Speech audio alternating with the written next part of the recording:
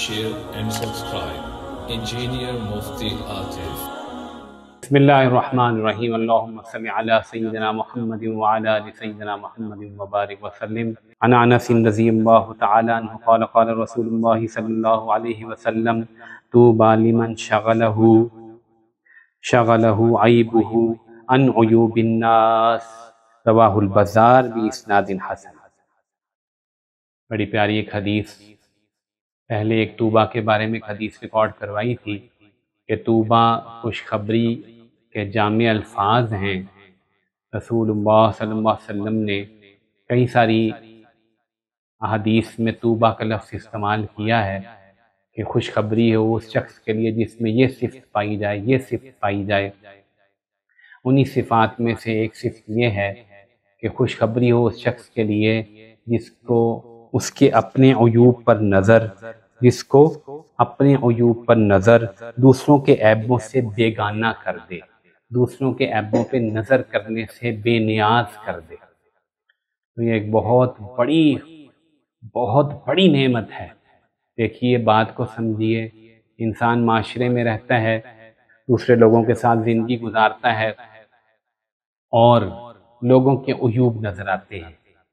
ہمارے پنجابی کا محاورہ ہے، راہ پیا جانے تے واہ پیا جانے. یعنی سفر کرتا ہے بندہ یا کسی کے ساتھ معاملہ کرتا ہے تو اس بندے کی حقیقت کھل جاتی ہے.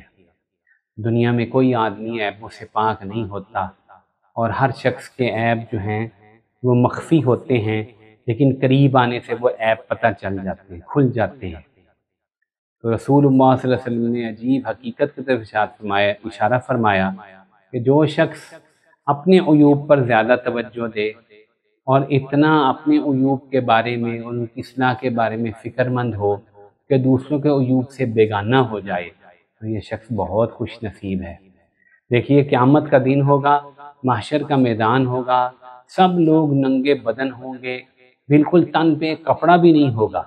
امی جان عائشہ نے حیران ہو کے رسول اللہ صلی اللہ علیہ وسلم سے پوچھا کہ لوگ ایک دوسرے کی طرف نظر نہیں کریں گے؟ تو آپ نے فرمایا کہ لوگوں کو اپنی اتنی فکر ہوگی کہ وہ لوگوں سے بیگانے ہو جائیں گے. تو دیکھو، محشر میں یہ ہوگا کہ لوگ اپنی فکر کی وجہ سے دوسروں کے بے لباس ہونے کے باوجود ان کی طرف توجہ نہ کریں گے، بالکل بیگانے ہوں گے.